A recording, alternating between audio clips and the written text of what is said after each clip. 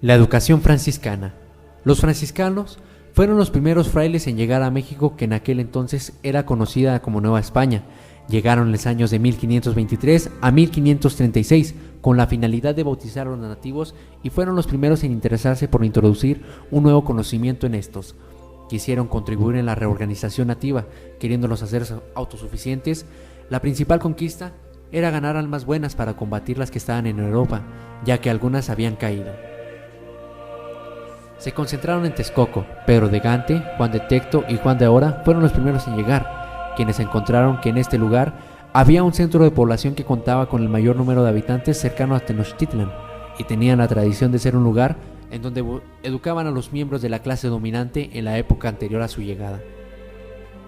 Dos fueron las estrategias empleadas por los franciscanos en su conquista espiritual: la conversión selectiva y la masiva. La primera consistió en evangelizar a los caciques indígenas, dando a conocer la religión cristiana, y la segunda en el bautizo masivo de los naturales. Así se propusieron construir una nueva sociedad basada en los principios evangélicos puros. Para ello, requirieron ganarse la plena confianza de los indios, y esta se basaba en la pobreza por un lado y el respeto de los conquistadores por el otro, que les permitió aplicar el proyecto de la sociedad. La instrucción religiosa se dio rápido, ya que se tenía la urgencia de recuperar las almas perdidas, por lo que se predicaba y se enseñaban las bases del cristianismo. Solo había un Dios, y después del convencimiento se pasaba a hacer un bautizo. A la clase élica se le daban clases profundas e inspiradoras. Al resto de la población solo se les educaba cristianamente. Se comienza a dar educación, la cual se daba en conventos, y el día se divide en dos. La primer parte, el día se brindaba la doctrina, la escritura, la lectura, mientras que en la tarde se elegían a los jóvenes que sabían cantar para que apoyaran a las iglesias en misas. Después de eso, regresaban a su casa a aprender sobre las actividades o bien ayudar a sus padres. Los franciscanos empezaron a utilizar obras de teatro como representaciones, como medios didácticos para enseñar. Como dato curioso, el fray Pedro de Gante se dice que llegó a bautizar 14,000 indígenas diarios, según se tiene registro, e incluso hubo veces que se agotó el agua y utilizaba la saliva para bautizarlos, cosa que no fue vista por algunos franciscanos de aquel tiempo. Una de las obras más importantes de Pedro de Gante, quien escribió un libro en el cual se podía apoyar para aprender más rápido, ya que comenzaba desde cómo persignarse hasta las oraciones del credo e incluso otros cantos religiosos.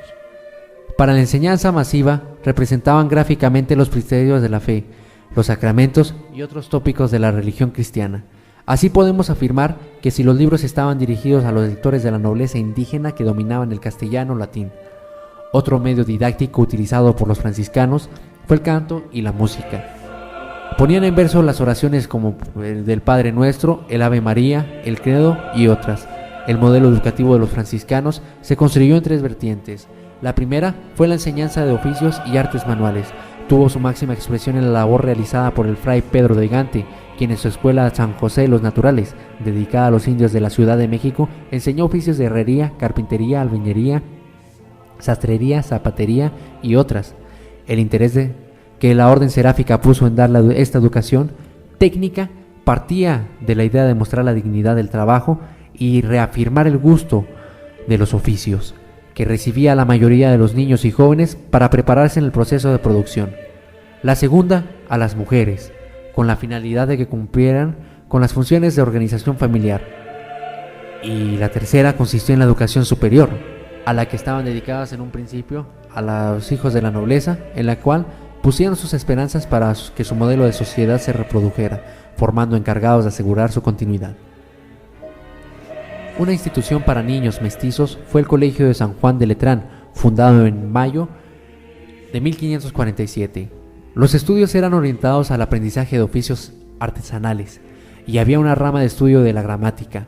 Seleccionaban a los alumnos según sus aptitudes. Los más aptos duraban en el colegio 7 años y los otros solamente duraban 3, que era el tiempo necesario que requerían para el conocimiento artesanal. En la misma época en que empezó a funcionar el Colegio de San Juan de Letrán para los niños indígenas, se fundó una institución para niñas mestizas, en la que se bautizó como el Colegio de Nuestra Señora de la Caridad, que en la mayoría de las alumnas eran criaturas huérfanas o abandonadas. en la cual aprendieron, además de la religión, se les enseñó a leer, escribir y el arte de la aguja. Al paso de los años empezó a tener gran demanda no solo de mestizas huérfanas, sino también de españolas que necesitaban un poco de ayuda. En 1543 a 1585, las estudiantes aprendían modales, y ellas mismas se hacían cargo del convento, desde la limpieza hasta el alimento. La diferencia que los franciscanos hicieron al dar la educación superior a estos niños fue conformar un grupo de indígenas que llegaran a entender cabalmente el proyecto de su orden y sobre todo convertirse en posibles articuladores a nivel general. Así, algunos egresados del Colegio de Santa Cruz de Tlatelolco estarían en contacto directo con los integrantes de los pueblos. Además, serían educadores al convertir a una sociedad en una escuela, como con el ejemplo, pues serían los integrantes del nuevo gobierno indígena, y con la respuesta desde la directiva sin coacción y basado en la pobreza. Nuestro virrey de Nueva España decía: una de las cosas que nos deseamos para el bien de esta tierra es la salvación e instrucción y conversión a nuestra santa fe católica de los naturales, y que también tome nuestra policía y buenas costumbres, así tratando de los medios para que este fin puedan tener. Ha parecido que uno de ellos, y el más principal, sería dar el orden, como a esas gentes se les enseña en nuestra lengua castellana, porque sabida esta, con más facilidad podrán ser adoctrinados en estas cosas del Santo Evangelio y conseguir todo lo demás que les conviene para nuestra manera de vivir. Con esta orden, las comunidades de los indígenas quedarían sujetas de manera definitiva a los intereses y necesidades de los criollos y peninsulares.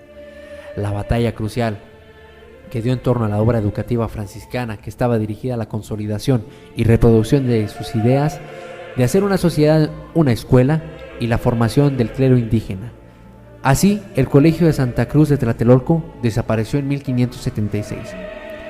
Los franciscanos fueron realmente en el mundo novohispano maestros y pacificadores al educar a los niños y jóvenes indios. Si en cierto modo hubo dureza en los procedimientos, fue con el fin de ser lo mejor para ellos y así darles una buena arma de defensa para la vida futura ante los españoles. El colegio se proponía como objetos formar elementos seglares, poseedores de una fe cristiana y firme arraigada, preparar a personas que sirviesen de agentes de catecismo para instruir a los que no tuviesen acceso al colegio y proveer de ayudantes e intérprete a los religiosos no peritos en las lenguas vernáculas. La educación franciscana.